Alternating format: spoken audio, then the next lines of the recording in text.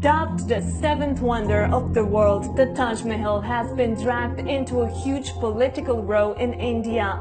Indian politician Sangat Som from the ruling party BJP has called the Taj Mahal a blot on Indian culture built by traitors.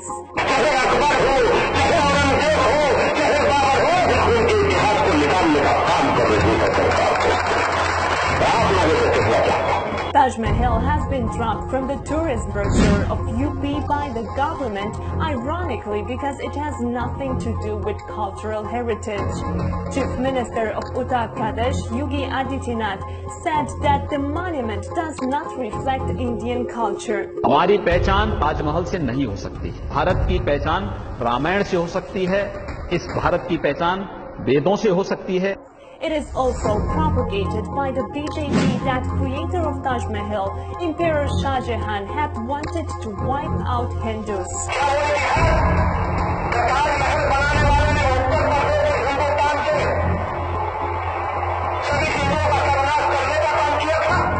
This rumpus has sparked shock among masses in India, who believe that the ivory white mausoleum is India's heritage icon.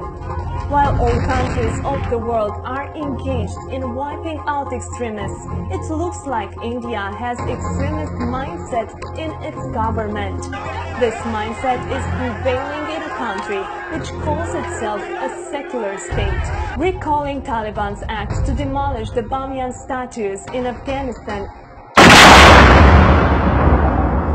India's BJP government appears comparable in case of Taj Mahal. Previously, Indian BJP government removed the history of Taj Mahal from the textbooks. Now gradually, they are heading towards either demolishing it physically or converting it into a worship place for Hindus. A petition was also filed in Indian court to demand such a conversion. Seems like BJP is systematically trying to eliminate the Muslim identity from India.